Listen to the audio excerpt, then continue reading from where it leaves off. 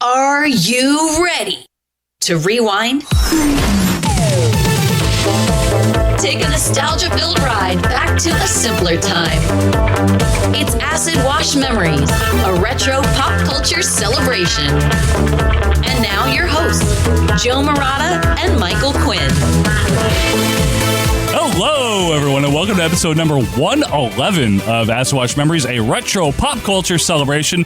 Today we're talking about the WB Network. My name is Joe Murata, alongside Michael J. Frog. How you doing there, Michael? WB. Like, that was iconic. That is probably the most notable thing about the WB Network, aside from a few shows. The WB. Folks, thanks so much for being with us here. Much to Quinn's surprise, we are back this week for a brand new episode of Acid Wash Memories, a retro pop culture celebration. If you're new here, each week is something completely different in the world of retro pop culture. We're going to be honest, we don't do this every single week, but it's often enough. It's regular enough, I feel like, right? It's like, I would say 3 weeks per month. I would say so, yeah. So when we're not going to have one, we tell you guys. Last week we didn't have them, but we are back here for those of you that are listening in order, and we certainly appreciate you being with us here. You can also check out 110 other episodes where, Quinn? In the archives. In the archives. You'll find something you like there. Please subscribe on your podcast app of choice and follow us on Twitter at AWM Podcast. You can also join our Facebook group, Acid Wash Memories, on Facebook if you want to talk about old crap with us. Yeah, the WB. Including the WB Network. Everybody wants the W. Everybody likes the W. Come on, baby, watch the WB. So, Quinn, let's talk about it here. By the early 90s, Fox, who we talked about in a previous episode, available in the archives, they had barnstormed their way into this network game. Because remember, it was the big three forever, like we talked about. As we had said previously, like, getting a new network was not something that was just like willy-nilly, right? No, it's like there were the big three, and they're like, get the fuck out of here. Like, you do not. We allow PBS because they're nice. They're public. It's funded they're by not viewers. actual competition, right? Viewers like you are the ones that help the show out. Yeah, like Dumont suffered a very short fate. Right. It was like CBS, NBC, and ABC were like, you don't get involved in this, right? But they could not stop Fox. No, thanks to some innovative programming like The Simpsons and most notably their big NFL TV deal that they signed in late 93. They fought their way to credibility to finally become, by the early mid-90s, the established fourth network, finally, right? For the first time since the 50s. Not to be outdone, Quinn. A few other conglomerates, our favorites. We love conglomerates. The conglomerates, Big fans. They're always great and wonderful.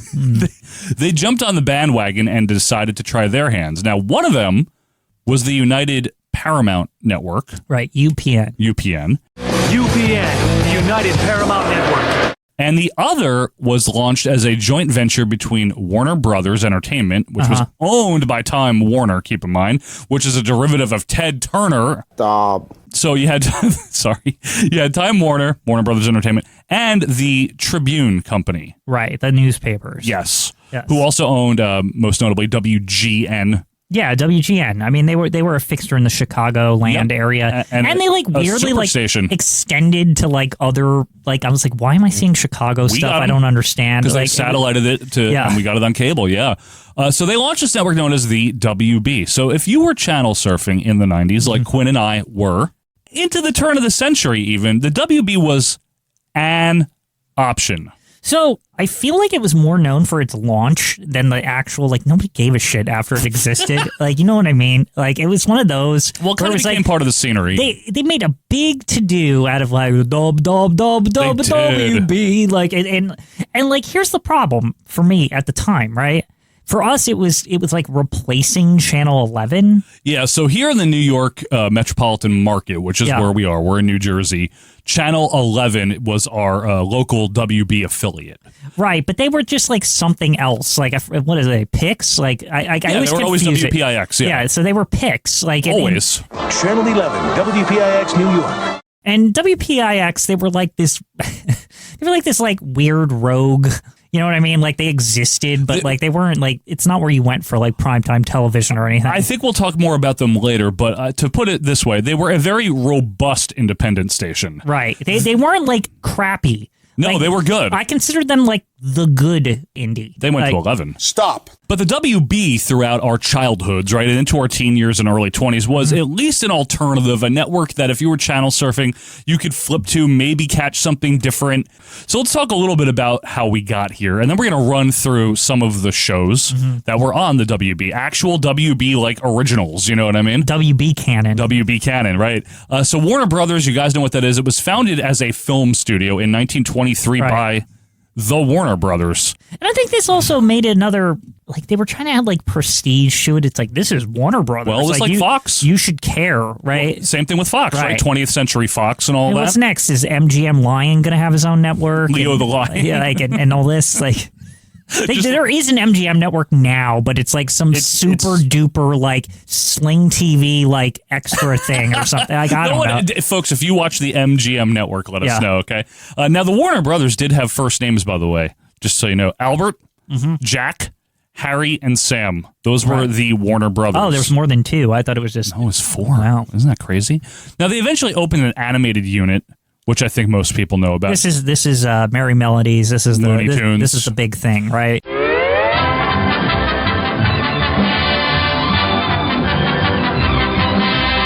My favorite animated cartoons from that era, when you're talking like them and Hanna-Barbera, I am Warner Brothers cartoons all the way. Their quality was better in general. All day. Hey, how long can you do this for? I can do this all day. Now, in 1955, that's post-war, Warner Brothers Television launched, their TV production company.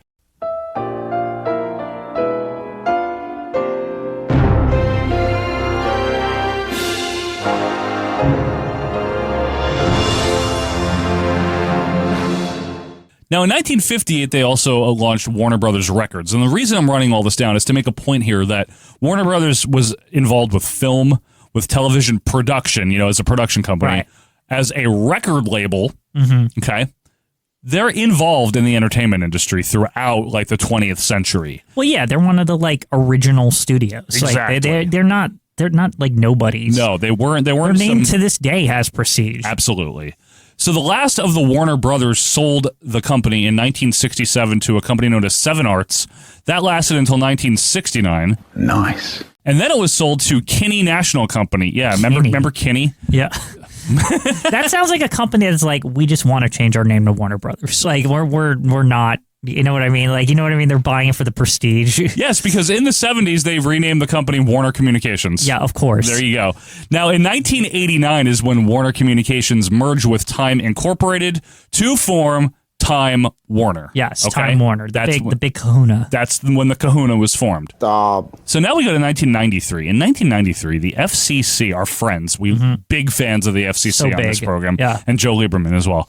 They eliminated something known as the Financial Interest and Syndication Rules, known as the FinCEN. Remember that, Quinn? Yeah, that. Now, these rules, I'm going to try to explain them in layman's terms, okay, had been implemented in 1970 as a means to prevent the big 3 networks at the time from monopolizing broadcast TV. Which they basically had. Right. So what these rules... They pushed DuPont out or whatever. Oh, they clearly. Yeah. This is what these rules did. I always call it DuPont. Don't worry. Quinn. The DuPont Theater. Brought to you by DuPont. Now, here's what happened. These rules established in the 70s by the FCC prevented any of the big 3 from owning the programming that they aired in prime time. For example, CBS could not own All in the Family. Right. They had to be a production company. Yeah, they had to be like CBS had to be a disinterested party from... Which is different from before because we know that, for example, like Lucy is just like owned by CBS. Like, right? Like... And Desilu, but yeah, they had a piece of it. They had a piece, which is why to this day it appears on the Paramount Network, right? Correct. And the other thing was they couldn't run any syndication programming that they had a piece of. So it was very strict. However... When Rupert Murdoch charged in the 80s with Fox, the FCC began to relax some of those rules, which is what allowed Fox to do what it did. And then finally, in 1993, these rules were completely eliminated. Which seems very convenient because now we're launching a network right away, right after. It's like, oh, we got these rules now. Yes. So this gave these new networks, UPN and the WB, who were in the process of forming, This gave them incentive because they were already owned by large media companies. Right. So in November of 93, Time Warner announced the upcoming WB television network. Well, all of us here at Channel 11 are excited after yesterday's announcement that the Tribune Company and Warner Brothers are teaming up next fall to form a new television network. The Tribune, its partner in the venture, signed 6 of its 7 independent stations to become WB affiliates. Right. Good work if you can get it, right? Just already like having the stations like, okay. I mean, I think if you were Warner Brothers, that was the partner you were looking for, right? I mean, you can't just like build a network from scratch. You need something, right? You need guys who own airwaves, like literally stuff. So the Tribune having like 6 stations at the ready to become an affiliate, right? That's a nice launch, right? Right. The biggest of which was WGN, right? Which was already kind of a super station, so the WB was planted nice and comfortable there. Yeah, this is what was confusing about all of this. Again, we had WGN, and like we did on cable.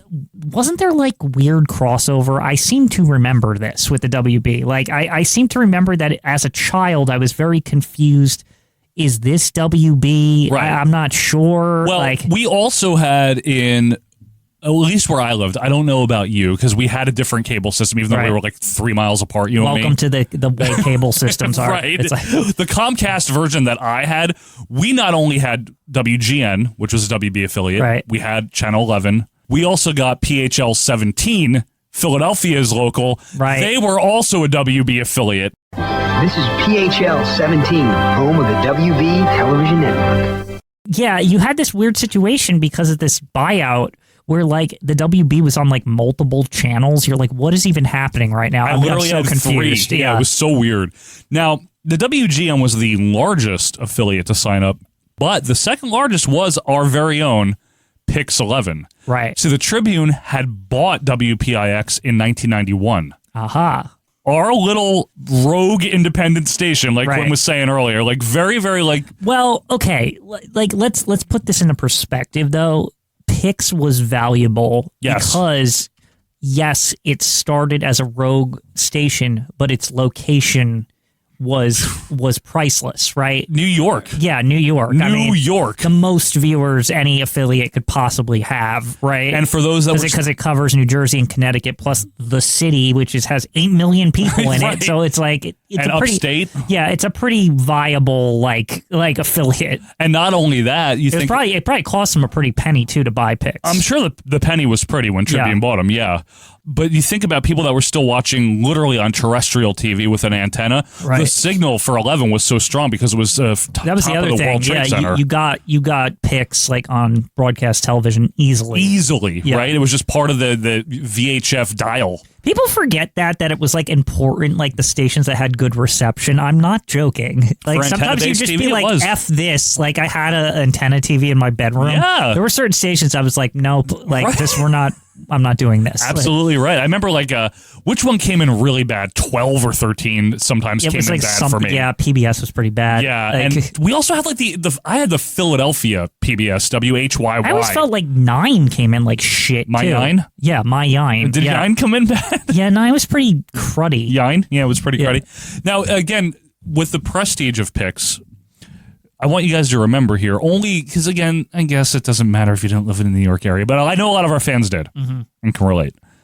Their entire life as a station, which dates back to 1948, they had been an independent. So when Quinn and I, and one of the largest, by the way, in the country, when Quinn and I were growing up before the WB, right, Channel 11 was just like this fixture. I didn't even call it Pix. I called it Channel 11. Like it was, this is Channel 11. Like they just have certain things on. Right. Right? Like they had Star Trek and shit. They had a lot of syndication. They had Yankee games. Yeah. The Phil Rizzuto Yeah, they ones. had baseball. Like they were not like crappy. Benjamin Franklin, he invented electricity, didn't he? Or did he? Or was that... Wait a minute now. Or was that... Edison. Edison, Thomas Edison. Oh, I know what. Franklin invented lightning. They were a very good station. They used to run the Three Stooges. They ran Bozo, like all that shit. You go to 11 on the holidays. Yeah, for the Yule log. Yeah, they had things. That was theirs. Yeah. They spearheaded the Yule log that you see all over now. Yes, that was our Channel 11. That was baby. Pix. Like, that's what I mean. Is like they were kind of like because of just being around forever, they were like pioneers and they were like a fixture. Like it was bizarre to see this like frog appear on the channel and just be like, this is my channel now, and you're like, well, who are you? Like, fuck, he's like some vague like Looney Tunes character that's in nothing. So I wanted to talk about him. So let's just talk about him now. So I was like, he just like bogarted the station. Like it was very strange. So Michigan J Frog is the official mascot, or was the official mascot for. Why did they pick him? Where's Bugs Bunny? They have Bugs Bunny. Like, at least Daffy Duck. Like, what are they doing here? Porky, right? somebody. Yeah, Porky. Like, Roadrunner. So people know these characters, right? What about like a rotating cast? Yeah, you know what I mean? Yeah, I don't know. Like Sylvester. Elmer Fudd. It could have been anybody, but like they just went with the frog. Like they're like. I swear they wanted you to think like he's new or some shit. Like, I'm not kidding. Can I tell you the truth, Quinn? As a cartoon watching kid, because I was 9 years old when this launched, right? Yeah. And you were almost about the same, I guess. As a cartoon watching kid who would watch all these old Warners, like we talked about, right? And I knew all the characters. I knew, Roadrunner and Coyote and Sylvester and Tweety and Daffy and Porky and Elmer and Yosemite Sam and Bugs Bunny and blah, blah, blah. I thought that this was like new. I thought he was new too. I had no idea he was from like the 50s. Yeah. I even, you know what's a funny thing is I remember thinking, because it was like a cartoon character as the mascot, like because Pix also had Teenage Mutant Ninja Turtles, I was like, why can't they be on here? Like, what is this? Like, oh, the WB dudes, or whatever. Like they were like Pix was. That's right, Leo. That was like Pix was Turtle Zone. Like it was a good station. Yeah, it really was good. Pix 11 is an incredible station, and if it wasn't so niche, I could do a whole episode on it. Yeah, it really had a lot of shit. But at least this gives us our tip of the cap. I do want to ask everyone out there though. Maybe you're in Arkansas, and I'm sorry for that, but kidding. I'm joking. But where you were, I am sure one of your established stations became gobbled up by this thing. Exactly. Suddenly you're seeing Michigan J fucking Frog and you're like, what is this? Who is Michigan J fucking Frog? First of all, who is this? Yeah. Because it really was like this obscure, like I swear he was just like maybe a conductor in the background of some orchestra once or some shit. Like, I don't know. He had a suit on. He's like fucking like dancing around like WB. It's like, who the fuck are you? In my eyes and repeat after me. I will watch the WB. Other networks, they're just not for me. And that frog, he's so darn funny. I didn't expect us to both be so like viscerally like against this. Because it was like offensive. Because it's like I see WB. I'm like, Warner Brothers. Okay, right? Like again, I just could not understand the lack of Bugs Bunny. It just seems like the biggest slam dunk, like obvious choice. Like, well, didn't they have? If I'm not mistaken, didn't they have like a quote unquote contest, and like wasn't Bugs and all them in the promos like leading up to this? They were, but and they were like how all disappointed. How did Bugs lose? There was no contest. There wasn't a contest. I'm being facetious. Yeah. I'm just saying, like, wasn't that part of the marketing? Is like, no, not Bugs Bunny, Michigan J Frog. Gee, Daffy, I wonder who they're going to get to pull the switch. Why me, indubitably, as I possess all of the talent around here. Folks, if you're a big fan of the frog, we are very, very sorry. We're sorry, but it was like this. He stinks. It was such a bizarre choice. Like while you have Warner Brothers literally like plastered in the background next to him, and you're like, huh? Personally, I think the frog fucking sucks. Yeah. Can I say that on the air here? He just was so nothing. Dabba. That's all he did. Yeah. That's what everyone knows. Yeah. Dabba. Okay, shut up. Anyway. So the launch of both the United Paramount Network and the WB Network were in very close proximity within a week. UPN was a week earlier. Right. This is January. This all happened at the same time, which added to the confusion. Added to the obscurity of it all, yes. Because UPN launched in January 95 and then a week later WB. Both of these companies were attempting to become the fifth network. And that's what it was. I feel like a lot of what they were trying to do, what they were trying to like break into is like the TGIF style market. Like that was like what they were going. They were going for these like family sitcoms. A lot of it is family programming. Yes, right. For the WB, I will say, as a child, I was like, why aren't they leaning into cartoons? You know what I mean? Like Well, I know. that's like their specialty. Warner Brothers, yeah. So January 11th, 95, the network launches with its very first program, The Wayans Brothers. Right. Okay. Now, that was a good show. Yeah, it's pretty good. And it was one of their signature shows. It was on for 4 years until 1999. We'll talk a little bit more about the lineups in a second. But WB started just like Fox did. If you recall, back in our archives, we talked about the launch of the Fox network, and they only had one night of programming initially. Fox had like the Joan Rivers show. That was the initial thing. Well, one night a week was the WB branding. And just to get a very brief refresher course for everyone out there, I know we've talked about this before. Right. I feel like this is like a common topic now. Network basically means that all affiliates will air the same thing during an allotted time. Right. It's like this is frozen for these shows. Right. Like, and every affiliate has to play them. That's Yes. like that's part of being an affiliate. And part of it is there's national advertising. Like every affiliate will have a Right. piece of national advertising. That's the scheme, right? And then they're local. Yeah, Right. exactly.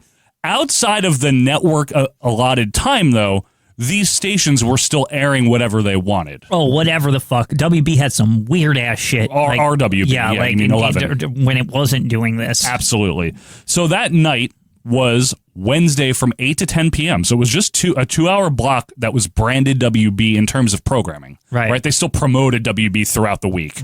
On the next Wayans Brothers, it's Lisa's birthday. When you see this gift this boy got you, you gonna faint, girl. And Sean needs a flashy present. How about a set of fake knives? He's dating Lisa, not Lorena Bobby. Then Sundays were added for the 95-96 fall season. Catch the series premiere of Simon right after Kirk, now on Sunday. That's also when the Kids WB was finally added as a programming This was block. absolutely fucking necessary. I don't know, like they should. Exactly. They should have like. It took a while. They missed the opportunity to compete with like Fox Kids and like ABC Saturday morning cartoons. You think like, they should have done it at the launch? That was like that. They could have kicked their ass. I wonder like why they didn't. they had so much cartoons. Yeah, because they own the Warner Brothers library. It's Plus insane. Tiny Toons. Yeah, like, they own all of this crap. Well, Tiny Toons did air on Pix. Like it did. So yeah, it wasn't like it wouldn't have been weird. That's true. Like, It was already running on Pix previously. Yeah. That's true. You're watching the world premiere of Kids WB. In 96-97, they added Monday nights, Tuesdays in mid-98, thanks to a very big hit, which we will talk about in a little bit. Thursdays added in the 98-99 season, and finally Fridays in the 1999-2000 season. On the WB Friday Groove. Let's talk about some of the shows, because obviously what good is a network without its programming, right? Right. Folks, this is my disclaimer. This is not every single program that ever aired as part of the WB network. How could you? How could we? There's a lot. Yes. And not only that, we don't have, intense details and all this. The whole point of this episode, give you a little history, jog your memory about the WB network. I know some of you find this stuff fascinating. And the only reason I know that is because people tell us, right? Well, I mean, it is interesting because this is. This is a weird. I feel like the WB network in general is a weird bit of history because it didn't last super long. It did. But everyone who was alive then, the rollout was they just wouldn't shut the hell up about it. It was just all over the place. Yeah, right? absolutely. So we talked about the Wayans brothers. I remember watching this when it was definitely new on WB. Did you watch it, Quinn? I watch it sometimes. I may have caught a couple of episodes. It took a couple of shows on here for it to really catch me with WB because, again, the other thing you have to remember going into WB was that Pix being established, there were certain watching habits that I think a lot of viewers like me also is I'm not going to go watch primetime television on Pix. Fair. You know what I mean? The other Channel 11, right? The other thing, too, see, they picked Wednesdays because it wasn't up against NBC's Thursday or TGIF, obviously, or ABC's Tuesday. But ABC usually had a pretty strong Wednesday. I know. That's a problem for them. They were breaking into a very difficult market to break into, which was a lot of sitcoms that were well regarded on all three networks. I mean, we are Fox. in the prime era of sitcoms. This is a really big ask to ask viewers to go over to Channel 11, at least in the New York area, where they expect to just watch stuff, on a Saturday or not in prime time, basically. Right, late night, daytime, late night. It's rerun. It's not like people didn't watch Pix. It's just they watch Pix at certain hours of the day. They were not accustomed to going there. Correct. Right? So the Wayans Brothers aired until 1999, May of 99. The other one that was one of the launch shows, and I really did like this one, but I won't pretend I watched all 4 years of it. Yeah. I watched a couple of years of it. The Parenthood. I really did not watch this show at all. I like this show. I never really saw it. Like, again, because there was the early ones where it was kind of like, you know, maybe something else was on or something at the time. I when this aired, I just did not catch it. Fair enough. I liked it. On an all-new Parenthood, find out who Michael's been seducing on the internet. Jerry! The Parenthood, Thursday at 7:30. Now, the other one that was one of the launch shows. Right. This one. This is quite possibly one of the early standouts for me, although I like the other two. There's two big standouts, but true. But this one, okay, so this one had the water cooler talk. I want to say, like the schoolyard talk and stuff. Because, a little bit, because this show, this felt like a proper continuation of the kind of style of early Fox. Yes, this would have been right at home with Fox. We are talking about Unhappily Ever After. Right. So it's pretty much like a parody of a sitcom. It's like really screwed up. It's got that Al Bundy kind of vibe, right? Yeah, and it's actually like a lot of people call it like the spiritual sequel or like sister show of Married with Children. On Unhappily Ever After, My engagement ring. The symbol of our love is a rotten fake. I think you're glossing over something here. You just tried to hawk the symbol of our love. The dad or whatever, right? He's like, yes. Because he's bored, he talks to this like stuffed animal. Mr. Floppy. Mr. Floppy. But Mr. Floppy also talks back, but he's kind of like... He can only see him, though. He kind of speaks dirty, and he's kind of like an asshole, like Mr. Yeah, Floppy. Mr. Floppy's not good. So it's like, that's the comedy, right? Yes. Mr. Floppy's a big dick. He's a giant dick. He's a giant dick to the dad. Boys and girls, if you want to own your very own Mr. Floppy doll, call 1-800-FLOPPY. And then also the breakout here was Nikki Cox. Oh Basically, my God, she was the she was the stuff. She was the stuff. People like Nikki Cox. She was the Kelly Bundy. Yes, like literally that, and you know they did that on purpose. Mid-90s Kelly Bundy. Yes. Yeah, but that's instead of late 80s, early 90s. That was literally the intention with Nikki Cox. Was like, let's get ourselves a Kelly Bundy on this show. Right. It worked. It worked, and the show was fine. The show was very popular for a time. I feel like its network really sabotaged its staying power. You think so? Absolutely. Why do you think that? Because it was just a launch show, and it was like, you know, not so a lot of people probably didn't pick it up from the beginning, so they didn't. They didn't like know about it. I picked it up like mid first season because I forget, somebody I knew watched it, and they were like, "There's this like stuffed animal, but it talks and it's like naughty or whatever." That's how you heard about it. Yeah, I was like, "Wait, what?" Like, and I was just curious, and then I got into it. Fair enough. The next one was originally on ABC for one season, canceled by them in April 95, and it was brought to the WB from 95 to 99. Now, this was the weirdest shit, the way this worked out, right? This is Sister. I love this fucking show. I really liked it. This show was great. I really liked it. This show had the benefit to me of getting the push from ABC. It did. And then, like, it went to WB. Because it had the push initially, like people knew what the fuck it was. Yep. And they just like followed it over to WB. This was like, a coup. Yeah, this was like, wow, it was like the NWO or some shit. Right. Like they got Sister to jump ship. That's what it felt like, but that's not what happened. No, I mean they were canceled by ABC, but you are right, Quinn, that this was probably the first breakout for that. I don't even want to say breakout, but they benefited greatly from ABC here. Yeah. Like, because ABC did a national fucking push for Sister. This was a huge deal. Right. And for it to get canceled prematurely, but, you know, in such a manner where it felt like it was never not on. Right. I wouldn't call it canceled because it never was really gone. No, I mean, ABC canceled it, but then WB just picked it up. It didn't miss It didn't even miss anything. No, right? It didn't. It just picked it right back up again. Good show that we did talk about briefly in our 94 episode. I did forget to mention, remember when Roger like turned face in the last season? Yeah. Remember like they hated him? Well, he was always the same, but they liked him. But if you know what? If you were an adult watching, wouldn't the natural progression be that they would become friends with Roger? Yeah. Because it's just, it's the kid they mess with the whole time. And then eventually, like, Well, he's with them all the time. Wouldn't he like naturally just become their best friend? He's like Kimmy Gibbler, essentially, right? Yeah, like wouldn't it, by extension, just become their best friend over time? It's true. So, it's a little shout out to Sister. A good show. Yes. A good show.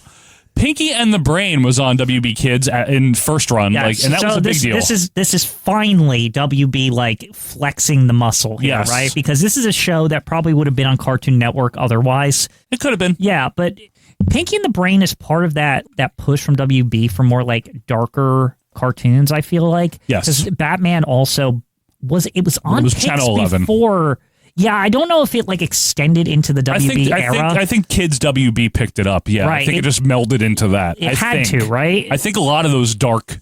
I know the one you're talking about, that mid '90s dark Animaniacs and all that shit. Yeah, because they were previously Pix, I think. Yeah, right? They were. I think they were all absorbed into Kids. They were, WB. yeah. Because I was like, this is what I mean about like, dude, they could own Saturday mornings, which would be a big coup for as far as commercials are concerned. Absolutely. Like for advertising. Yeah, so Animaniacs, I mean, a bunch of stuff, obviously. Remember Freakazoid? Freakazoid, yeah. Superman, the animated 90s this is one. like the Batman version. Like, you know what I mean? Like, it wasn't as good. Yeah. New Batman Adventures, that's not the dark one, is it? Is that? No. Maybe. Which one is that one? I don't know. I don't remember that, but anyway. But they had all this shit, and like it was. I'm glad that they like actually did it, because this did feel like they had Pokemon also, which was like a big deal, and then Fox like stole it. Yep, like you know what I mean. They're like, this shit's too big for fucking WB. They had Teen Titans. Yeah. And of course Tiny Toons. Yep, and they even had some Hanna-Barbera stuff. They had Captain Planet. Right. Well, that was because Time Warner. Yes, there you go. Because of Time Warner. So, like, that's the thing. In all honesty, like, this was definitely going to be their, like, bread and butter here, right? It would be weird if they didn't have this shit. Right. And they even had, Pix had Dragon Ball, but then, like, Cartoon Network was like, no, you don't get to keep that. It's getting popular. That's our thing. Yeah. So, just wanted to shout out Pinky and the Brain. A very notable cartoon if you were a kid. I liked it. I was fine with it. Who didn't like that show? It was great. This next show we're going to talk about had a 10-year run. This was, for the WB, I would say, their first prestige program, and I'm using that term in relative, in a relative sense. Now, was this the show? Oh, no, I'm thinking of Dawson, but this is another one. This launched Jessica Biel's career, which was always fine with me because teenage and 20-something Joe is a big fan of Jessica Biel. I'm talking, of course, about Seventh Heaven. Critics are praising Aaron Spelling's Seventh Heaven as one of the season's best new shows. It's funny, a delight to watch. Your dad and I have talked about this, and the decision was no dog. Lucky for me, you gotta mind your own, huh? Blending true charm with realistic situations. Those who say there's nothing on TV, check this one out. This is just like one of those family like drama shows, if you will. Light-hearted drama, though. Yeah. Sometimes. Now, like, what was the dad, like a pastor? He was a pastor, something? and he had all these kids, right? They were the Camden family. They were in Seventh Heaven, of course. They were in Seventh Heaven. And, Jessica Biel was one of them, and that's all that matters. That's all you need to know. No, but in all seriousness, I think it's not like the greatest show ever or something. No, it's one of those like Friday Night Lights or like one of those things. Like, you know what I mean? Like it's like that. Or Party of Five like vein. Some premise, like the premise is the dad's a preacher or whatever, right? And he has a lot of fucking children. There's a lot of brothers and sisters, and you got the the younger kids and the older kids. Yep. I feel like that's just a vehicle to have multiple storylines, right? Is. Because then it's like, oh, the younger kids, their storylines, and then the teenagers have their fucking shit. Like it's just like, so you can hit every age demographic. It's so like such an easy writer's trick. Full House did that shit too. With the three girls were perfectly aged to like hit a certain thing. But I won't lie, I think it's a pretty good show. I don't think it's, again, not the greatest show ever or anything. Yeah. But I think it was well enough done. I think it like holds up. Yeah, it was all right. It was a good show. It was decent. The fact that it was on from 96 to 06 is pretty crazy. Well, yeah, because they did lean on it. 07. I remember this was like a huge, like, this clearly was like a moneymaker for them. They just, it was like 90210 practically. It was like, you're never going to get rid of this shit. Right. It just worked because it became a soap opera. Right, like, exactly. In storyline wise, I mean. Yeah, by the end, the little kids are like freaking teenagers. Yeah. It's like okay, like, what are we doing What do we do now? Yeah. The next one I want to talk about debuted in the fall 96 season, lasted until 2002, had a good run, carved out a nice little niche over on WB. I thought it was a very funny show. Yes. I didn't watch every episode of it or watch it all the time, but the Steve Harvey Show. Yeah, Quinn, Steve Harvey Show. Very good, right? This was America's introduction to Steve Harvey, if I recall. I mean, he was like in other things. He was a like, comedian. This was like a vehicle for him, though. If I want to absolutely. say, like, I mean, mainstream vehicle. It's his show, Right? Yeah. No, but this is where he played Steve Hightower, and he was a teacher, right? Well, like a former musician. That's like in his backstory. He was like a funk musician. Don't miss the series premiere on the WB Sunday night. The critics are saying the Steve Harvey Show is a comedy treat, A+ fun, the best of the bunch. I'm cool with that. The Steve Harvey Show after the Parenthood tonight. And it's really good. And remember Bullethead, like all the kids and stuff. Oh yeah. Romeo, wow, I haven't heard that in forever. I can't remember their names. But yeah, I thought this is a really good show. Oh, Cedric the Entertainer is also like his number 2 on the show. That's true. So it's good. Yeah, I feel like this was an introduction in general to the Steve Harvey universe of stuff. Like, because he would just be in a ton of crap after this. And notably Family Feud, of course. Also, Kenan Thompson was on the show like sometimes. After I didn't know Kenan had an appearance on here. He was a recurring character after Kenan and Kel. Interesting. Yeah. Or during Kenan and Kel. That's I can't funny. remember. Yeah. Another show that was good, had a 5-year run. I want to say, and maybe I was just ignorant of him before this, but I want to say for me, it launched this gentleman as well. Yes, it did. Jamie I had Foxx. not heard of Jamie Foxx before this. I hadn't either. Jamie Foxx Jamie show. Foxx, I mean, big Hollywood actor. He went on to have a run after this show, because the show ended in 2001. That I believe, I guess, was kicked off when he played Ray Charles. Right. Was probably his first real, true, like, The Hollywood Django. breakout. He was in a ton of shit for, like, years after that. I mean, I think he's still considered, like, a top-tier Hollywood guy. Like, he'll pop up and stuff. But I like the start at, like, this sitcom. Yeah. Like, you don't even think he's going to become a big deal kind of thing. I remember when... Because this was, like, second fiddle to Steve Harvey. Yeah, pretty much. This was like the... I don't know what time it was on, but it was like the 8:30 show versus an 8 right, or like exactly. a 9:30 like show Steve versus Harvey a 9. was like the main event compared to this He was the guy. centerpiece of that night. Yes. So to think that Jamie Foxx would, I feel Jamie Foxx even eclipsed Steve Harvey as far as stardom is concerned. Probably higher peaks, but I think Steve Harvey is probably just as well known, if not more, because of Family Feud. True. You know what I mean? Steve Harvey's got the like old reliable factor. Yeah.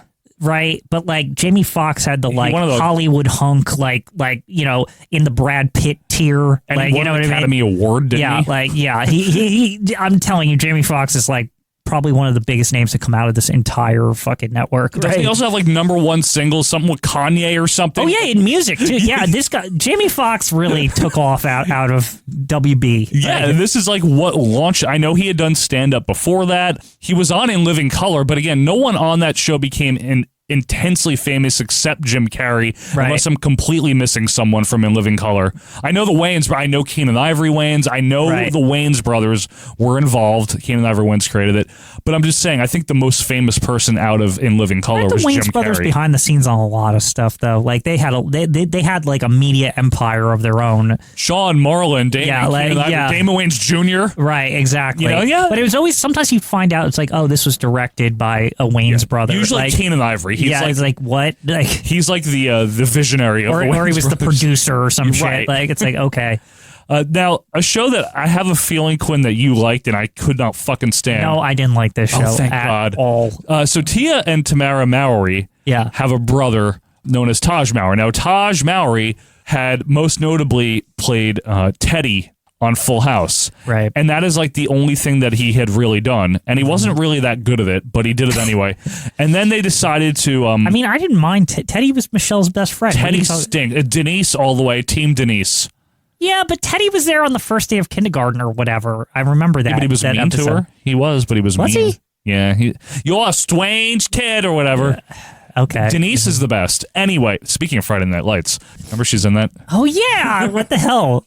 Man, Denise, I didn't even... She's good. I never put the 2 and 2 together with Denise, that being Denise. Yeah. You smell it, yeah. So anyway, Taj Mowry had Smart Guy, and basically... This sucked. Like, this sucks so much. And on the Smart Guy, Marcus and Mo want to make a video. Just one problem. I'm the director, and that's not my vision. Don't look now, but there's trouble on this set. There are no dancers in this video. There's one. An all-new smart guy after Sister. Well, there's a reason it was only on for 2 years. Well, I hate the gimmick that he's like a genius or some shit. It's so stupid. Like, I was like, what? Like, this is silly. What a silly premise for a show. It was. For some reason, I figured you would have liked this. I don't know why. I did. I remember distinctly thinking this was stupid. Yeah. I remember seeing the commercials, like essentially pitching the show to me, and I'm like, this is dumb. You don't need to see this, basically. This is very dumb. I don't like it. So, folks, if you liked Smart Guy, we just want to hear from you, and we want to know why. We want to know why you liked it. Yeah. Buffy the Vampire Slayer. So this, in and of itself, had its own like extended canon. So there was like the spooky canon on WB. Yes, right. They did have Spooky Night. Yeah, where there was these shows. And I think Buffy's more, and I know it's further down your list, but like Charmed was also kind of like associated with it, right? It's it was the like spooky canon, right? So Buffy. Obviously, this was an adaptation of the movie, which was more of a comedy, like horror movie. Yeah, it wasn't like serious at all. Right. It was like a TV movie too. It wasn't even a big. Was Buffy the Vampire Slayer like in theaters? Did that happen? Video, no, it was in theaters, Quinn, but I don't think it did well. So the film, for the record, was 1992, and it's like a comedy vampire film, and it's Christy Swanson who plays Buffy. And nobody remembers this. No, and it didn't do that well. I mean, it turned a profit, but it was not like I remember the show Buffy knowing it was based off a movie, but also knowing that it sucked in comparison to the show. Correct. And Joss Whedon wrote the movie as well. Joss Whedon's a pretty famous writer. So anyway, we get 5 years later, Sarah Michelle Gellar, right, in her most famous role. Now, you've got to say. I thought just the idea of the concept is a very good concept, right? Teenager by day, vampire slayer by night. Like, how fucking cool is that shit? Similar to Sabrina the Teenage Witch. Yes and no, because I mean, she kills vampires. It's a like, different what the fuck? profession. Like, that's like Sabrina the witch thing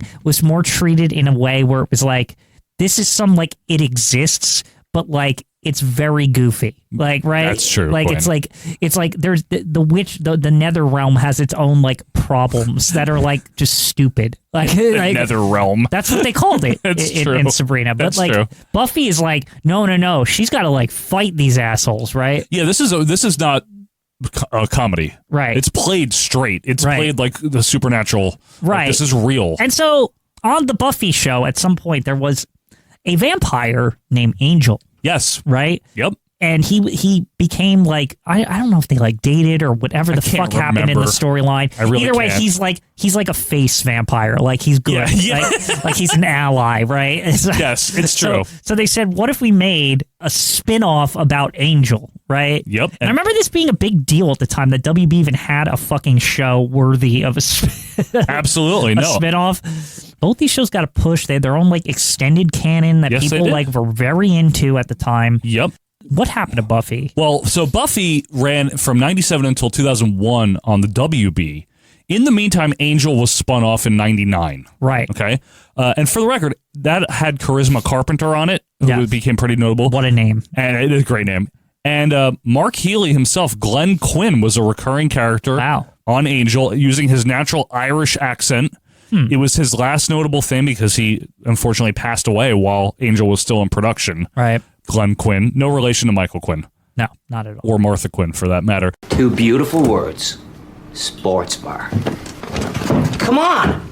You know they have trivia games on the internet now? You can challenge against drunks around the world.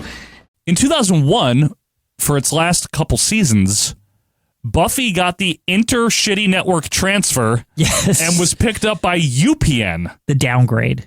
Yeah, which that's saying something. So while all this is going on, UPN exists, right? They have their own shows. There's a UPN canon, right? It's a different canon. But it feels like very related, especially because of how this all ends, right? It's like, I feel like UPN, it's like the parallel universe of WB. Well, because they debuted at the same time, and it was like they were both on channels that like were just independent stations previously. True. And you were like, where did all this come from? I didn't like. The difference was UPN tried to be more like a like a real station with like a news and like you know what I mean? Like news, they tried to be like we're just like ABC and CBS, where WB is more like it's just shows. It's just like fucking entertainment and stuff. Now UPN did give us a Star Trek Voyager.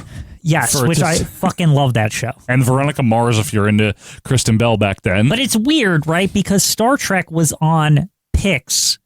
That's where it was like where it was we syndicated on Pix, yeah. But it wasn't on WB. Like UPN had like reruns. Voyager. Yeah, Voyager. Yeah. The Star Trek stuff moved to UPN, yes, right? because Voyager was first run. That was like new on UPN. It also gave us Everybody Hates Chris, which was one of its last like big it was shows. Fucking good. I love that show. That show's great. Back to this. So yeah, Buffy moved. Angel finished up in 2004, and that was that. The first true, though, even though we talked a little bit about Seventh Heaven and Sister, the defining show in the late 90s and early 2000s for the WB network, without a shadow of a doubt, was a mid-season show, January of 98 to May of 2003, Dawson's Creek. But, I'm just gonna pretend we kissed, okay? The WB Television Network presents a landmark drama introducing 4 new stars, a series destined to be one of the most talked about television events of the new year. Fasten your seatbelt.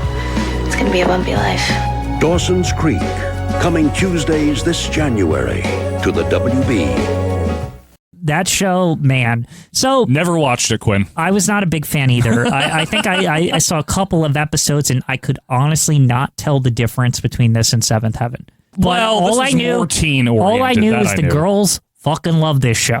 Like that's all I heard about. The ladies like this show. Ladies love Cool Dawson. Yeah. All I hear about to this day is not to this day, like all the time, but like my wife, who was like 10, 9 when this came out, she loved this show. James, but your wife's not alone. This was like I feel like Vanderbeek. this was very female oriented or something. Yeah. Like I and maybe that's just from my experience of like its viewers, but I don't know why it had such a like strong female following. Like women just did not miss this show because of James Vanderbeek.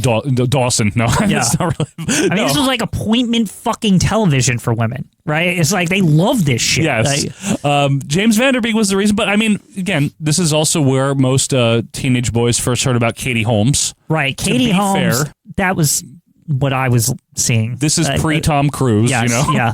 That whole and era. actually, that once she got together with Tom Cruise, that was like extra weird because like the Dawson's Creek girl, They're like 15 years apart. Yeah, what's going this is on very here? strange. Remember he jumped on the couch on Oprah and it was weird. Yes. Anywho, folks, if you were a big Dawson's Creek fan, particularly our 7 female listeners we have. The female listeners, yeah, they're probably like, I love this shit. All 7 of them. Now they're all going to go, Quinn, you're just completely wrong. Like, I hated this show. Good. That's fine, too. Do you remember Felicity? Yeah, I do. That's about all I can say about it. It gave us Carrie Russell. Yes, Carrie Russell. Yes, Carrie Russell. I was trying to think of the actress that came out of this. Yeah, it gave us Carrie I feel Russell. like I saw a couple of episodes of Felicity and being like, this is all right. Like it was one of those. I saw it a little bit in passing, but very little. I could not tell you what the general plot of this show was other than it was about Felicity. See, I used to think it was about Felicity Huffman, but it's not. Right. She was in college. That's all. It's like a drama show when she was in college and stuff. Anyway. Yeah, tremendous insight. Really. Should be charging money for this. Uh-huh. Charmed, you mentioned it earlier in the spooky canon. Right. So Charmed started in 98, ran until 06. It had a hell of a run. Charmed was a big deal because it was the coming together of 3 like big actresses, child actresses, right? It's like that to me is what made Charmed a big deal. So it had Shannon Doherty and Alyssa Milano.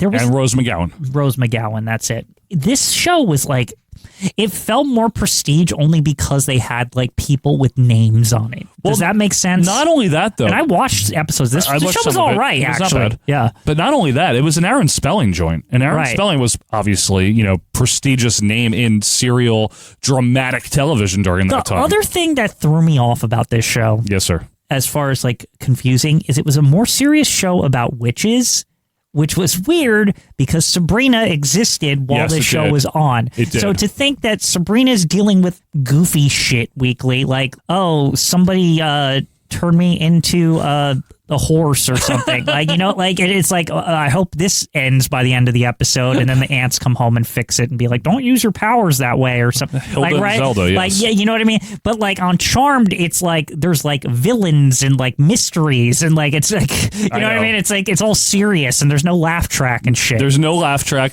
Can I just say, you know how I was talking about Jessica Biel earlier? I have the same sentiments for a Charmed era Alyssa Milano, except louder sentiments.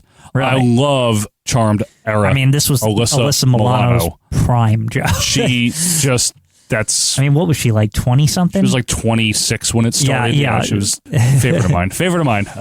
Nice Italian girl.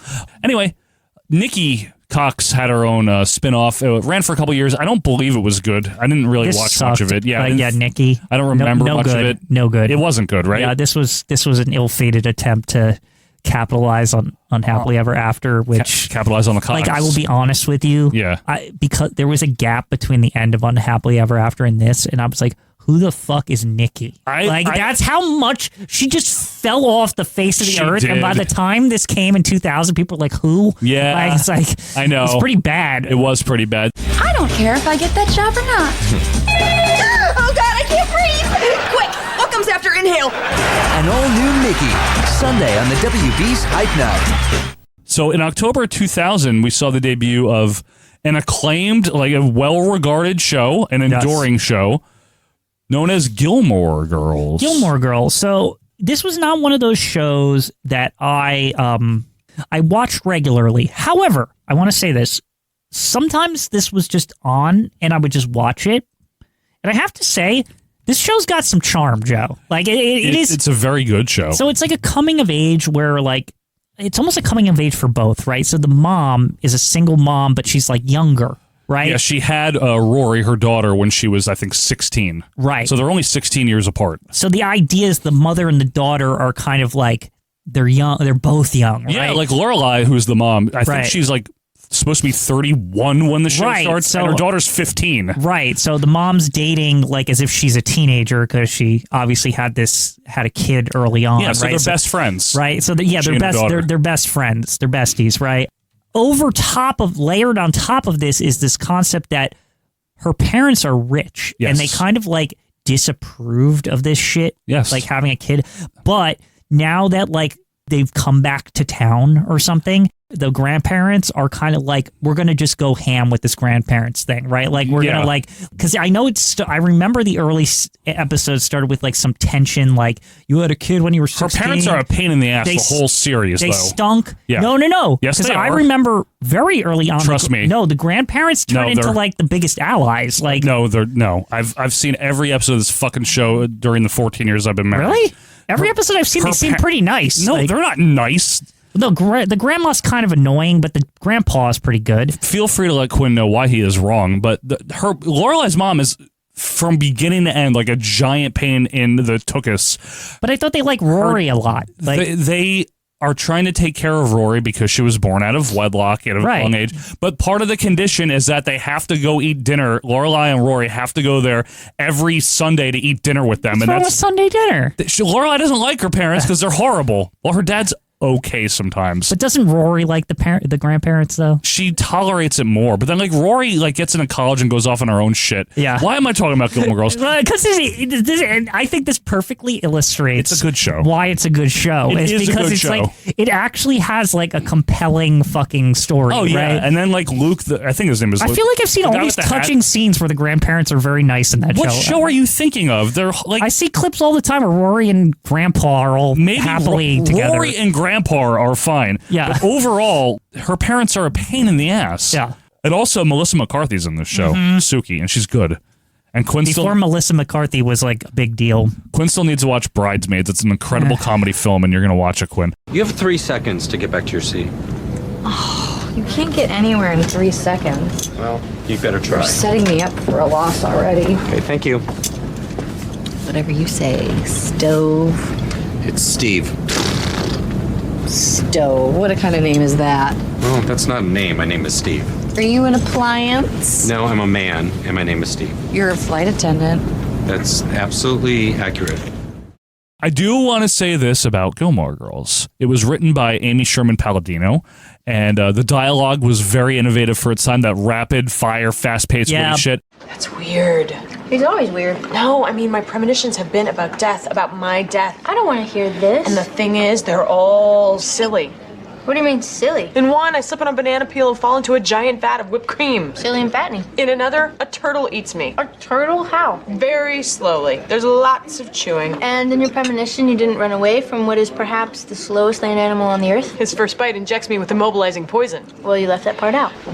I remember it being really appealing. I love the relationship between the mom and the daughter. Yeah. Like I was like, this is so like you don't expect this with a parent and daughter relationship. Like they would just throw jokes at each other and like be normal. Like it was actually pretty cool. And then Amy Sherman Palladino went on to create and write for The Marvelous Mrs. Maisel. Another there you go. brilliantly Another great executed show. Yeah. Yes, so I just wanted to shout that out. Hey, Susie, that thing you did, that was real shitty. That's the joy of not giving a shit, Freddie. You're just asking for reciprocation. I'm asking you to sit down. Tell me to sit down. Fuck you No, and your reciprocation and your $2 suits and fuck your mother at the same time. Just crawl back up her pussy and shut the fuck up.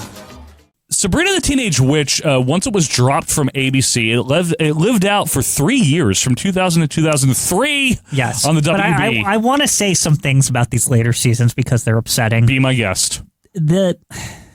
When she like goes to college and there's like other people and it's like, I don't know, Amber from Clueless is there. Yeah. Like, it's like, what is even happening anymore?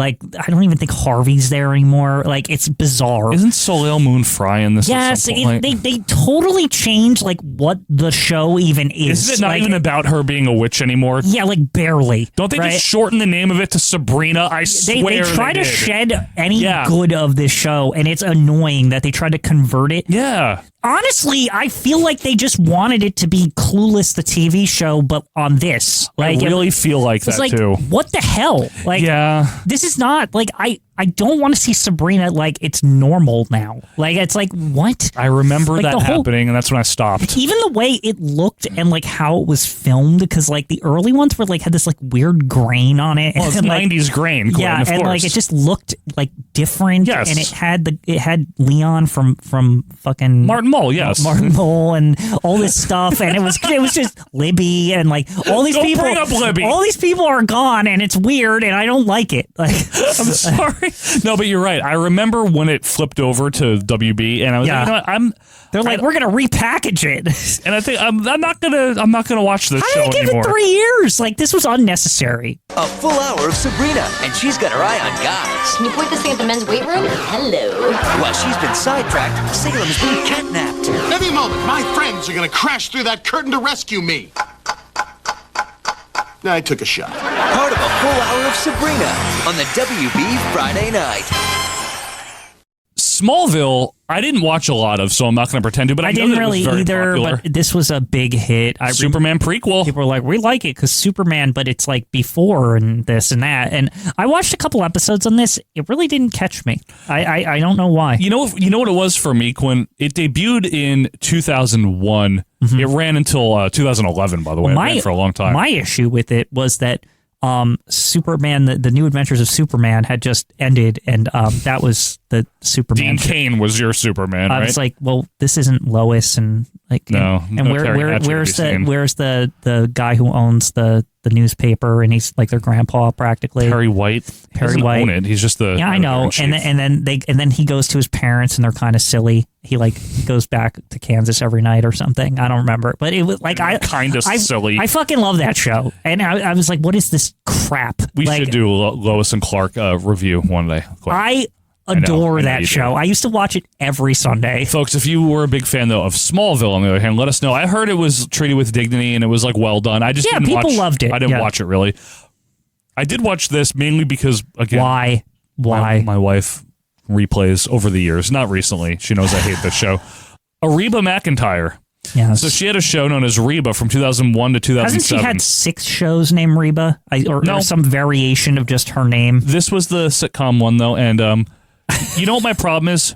And I often tell my wife this, and she likes it because she's just much less finicky than I am about things, about TV at least. Mm-hmm. I'm like, it's just a generic sitcom. It's just like sassy protagonist. People come into her house. There's the dumb guy. I just feel like Reba should wisecrack. Set me up for a wisecrack. I just feel like she's just gonna say "kiss my grits" or something like a million Mama's times. Family, right? I'm just kidding. I know it's Alice. I know it's Alice. But I'm just saying this is like every Reba show I've ever seen. How many sitcoms does she have? This is like the first one. What are you talking about? There's still Reba shows on. No, there's not. Yes, there is. What do you mean? Not sitcoms, is there? Yes. What?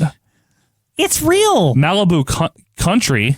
She's on a million shows, dude. America's Got Talent. Anytime one of her shows ends, there's some other bullshit. She's on The Voice sometimes. But I don't know what you're talking about with her having all kinds of sitcoms. Happy Place, Reba McEntire's The Hammer. What is all of this shit? Stop. Big Sky. Don't bring that up. It was a crime drama. She was on Young Sheldon as a that's recurring unfortunate. role. I mean, it's just like she just never goes away, dude. Well, I mean, she did sing the national anthem at WrestleMania 8. Right. So she has that. The first year, even though this show is associated with VH1, the first year of The Surreal Life was WB.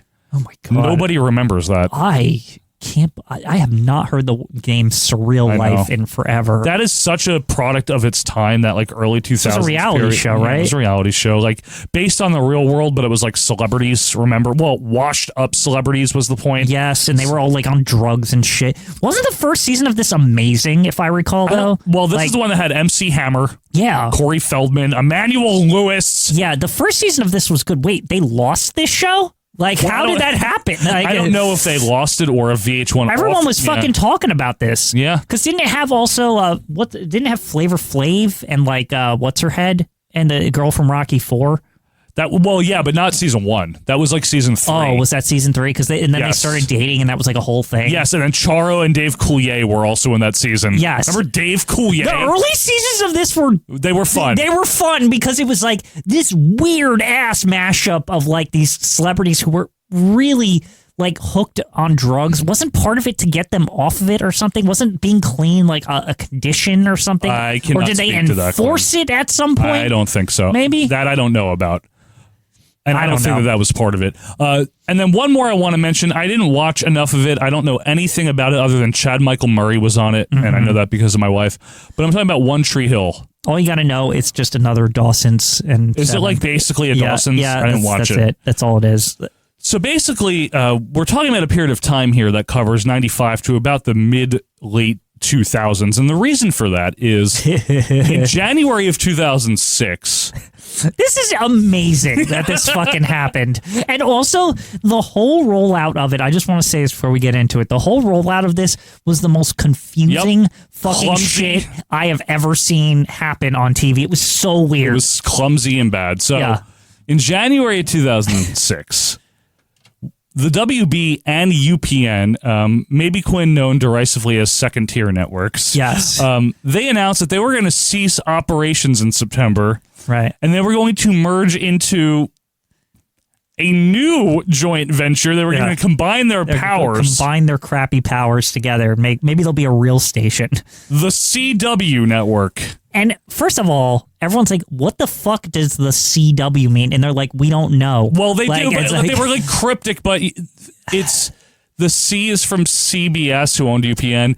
The W is from Warner Brothers. Like, that's why, and nobody liked it or understood. I remember that being a mystery, that detail that you just revealed. Like, literally having conversations with people, like, what does it mean? It's a terrible name. Like, nobody could figure it out. Terrible name for now. It is the CW. Because they would never state what it meant on the air. No, they never explained it. Right. You have to dig to find this out. So this merged, right? But then there was this weird, like, time period where, like, the both channels existed, but they both were like... They were like, okay, so there's... Like, 9 and 11 were CW, but then, like, programming was, like, on one but not the other. And it was, like, all fucking confusing. So they basically transitioned throughout the end of 2006. Yes. To where UPN 9, WOR in our area, had been a UPN affiliate. Right. But suddenly, like, that branding started to fade, and then Channel 11, which had been WB, started to pick up the CW branding. But at the same time, 9 was like, now we're called My 9, and we're like, what is that? Yes. Oh, that's what happened. Yeah. And everyone's like, what the fuck is My 9? So, yes. Okay, I remember this now. So the CW, it would like turn into the CW at night. Yes. But then like when it wasn't the network programming, it was like their own names. So like you had My 9 and then all of a sudden they're like, hey, Pix is back. Remember? Yeah. So they're like what? So basically anyone that was a former affiliate of WB or UPN that did not join the CW became a My 9 like branded. It was very weird. My 9. Yeah, My 9. I watched SmackDown on My 9. Okay. The point here, You though, didn't even mention that. we're not going to.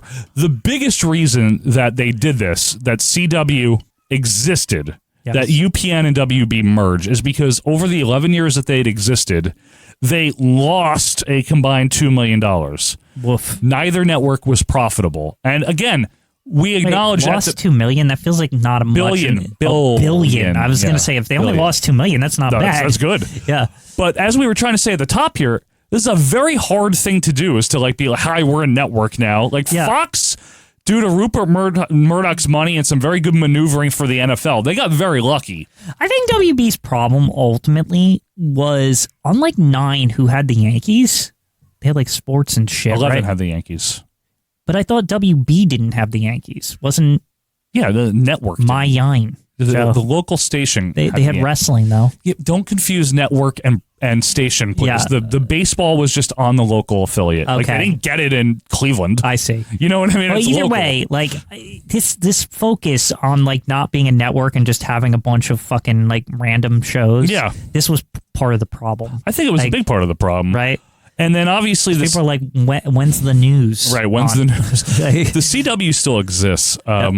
It did not do well initially. It took about 10 years for it to really turn around. It was losing to Univision at certain points. Well, it's weird though because CW, I seem to remember its huge, massive hit when it launched was Gossip Girl. That was like what the network was known for. Gossip Girl really helped out because the it was CW. because they marketed it like as a high-end show and they treated it like prestige. Like that was one of the things they had. Yes. It absolutely was. So I remember always seeing the CW logo next to those characters on like ads and stuff. That was a big deal for them. Yeah. Now, not to get into CW too much, but we just wanted to button it up there. The point of this episode was to remind you of the WB network and give you the history of it because it really was odd if you were a kid or maybe even an adult that just didn't pay attention to what the fuck networks were doing. To all of a sudden in 1995 be like, why is there a frog? What is this network? Yeah.